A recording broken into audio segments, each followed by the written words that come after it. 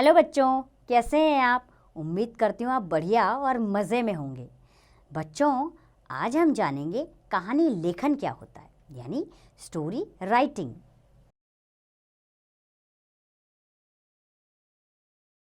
बच्चों, कहानी लिखने, सुनने तथा पढ़ने का प्रचलन प्राचीन समय से चलता आ रहा है। कहानियाँ हमारे मनोरंजन का साधन होती हैं। ये हमारे ज्ञान को बढ़ाती हैं। सभी लोग कहानी सुनना तथा पढ़ना पसंद करते हैं। तो चलिए, कहानी कैसे लिखी जाए और इसे कैसे रोचक बनाया जाए, इसको समझने के लिए हम कुछ कहानियों को पढ़कर समझते हैं। हमारी पहली कहानी का विषय है शेर और चूहा।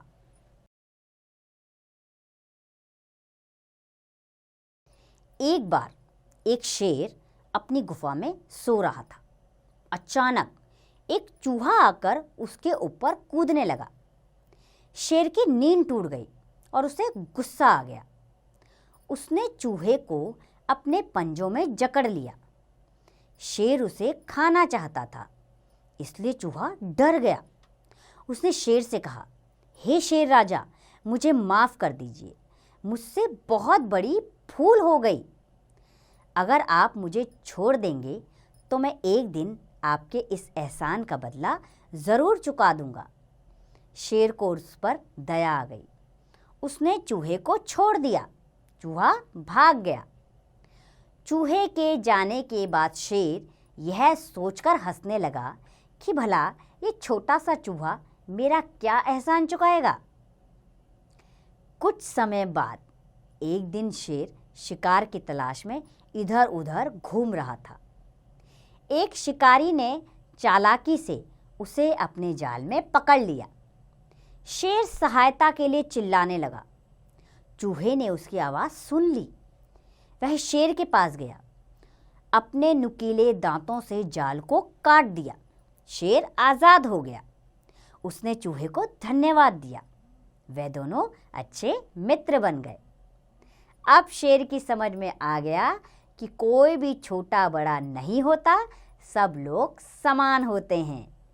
इसके बाद कहानी लिखने के बाद शिक्षा अवश्य लिखिए। इस कहानी से हमें क्या शिक्षा मिलती है? कर भला तो हो भला। हमारी अगली कहानी का विषय है एकता में बल।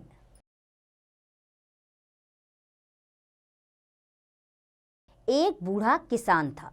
वह बहुत बीमार रहता था। उसके 4 बेटे थे। वे आपस में लड़ते झगड़ते रहते थे। बूढ़ा किसान उनसे बहुत परेशान रहता था। उसे अपने बेटों की चिंता लगी रहती थी। वह उनसे मिलजुल कर रहने के लिए कहता, परंतु वे उसकी बात पर ध्यान नहीं देते थे। अंत में उसे एक उपाय सूझा। उसने अपने बेटों को अपने पास बुलाया। उसकी चारपाई के नीचे लकड़ियों का एक गट्ठर पड़ा था। उसने अपने बेटों को बारी बारी से गट्ठर तोड़ने को कहा। सबने गट्ठर को तोड़ने की कोशिश की, परंतु कोई भी उसे तोड़ नहीं पाया। बूढ़े किसान ने गट्ठर खोलकर अपने बेटों को एक एक लकड़ी निकालकर दी और तोड़ने को कहा। सबने आसानी से लकड़ी को तोड़ दिया। तब किसान ने अपने बेटों को समझाया, यदि तुम इन लकड़ियों के गट्ठर की तरह आपस में मिलजुल कर रहोगे तो कोई भी तुम्हें नुकसान नहीं पहुंचा सकेगा, परंतु अगर तुम आपस में लड़ते रहोगे तो इस अकेली लकड़ी की भांति कोई भी तुम्हें हानि पहुंचा सकता है। चारों बेटों को बात समझ में आ गई और उस दिन के बाद वे सब मिलजुल कर रहने लगे। अब इसके बाद अंत में शिक्षा लिखेंगे। एकता में बल होता है। इस कहानी से हमें यह शिक्षा मिलती है। चलिए एक और कहानी को समझते हैं। हमारी अगली कहानी का विषय है हाथी और दर्जी।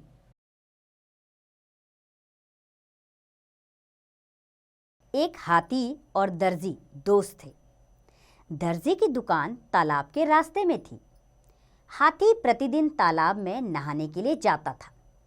रास्ते में वह कुछ देर के लिए दर्जी की दुकान पर रुकता था। दर्जी उसे खाने के लिए कुछ ना कुछ देता था। एक दिन दर्जी अपने काम में बहुत व्यस्त था। उस दिन हाथी उसकी दुकान पर आया तो दर्जी ने उसकी ओर ध्यान नहीं दिया। हाथी ने बार बार सूंड लगाकर दर्जी को बुलाने की कोशिश की, परंतु फिर भी दर्जी ने उसकी तरफ ध्यान नहीं दिया और परेशान होकर उसकी सूंड में सुई चुभा दी। हाथी को बहुत गुस्सा आया। वह वहां से चला गया। तालाब से लौटते समय हाथी अपनी सूंड में ढेर सारा गंदा पानी भर लाया। उसने वह पानी दर्जी की दुकान में डाल दिया, जिससे दर्जी की दुकान में पड़े सभी कपड़े गंदे हो गए। इससे दर्जी को अपनी गलती का एहसास हो गया। उसने हाथी से माफ़ी मांगी और उसे खाने को फल दिए। इसके बाद हम शिक्षा लिखेंगे, जैसी करनी वैसी भरनी। तो देखा आपने निबंध लेखन कैसे करना है और कैसे शिक्षा लिखनी है अंत में, इसके बारे में आपको मैंने अभी बताया। अब आप इसको अभ्यास खुद कीजिए।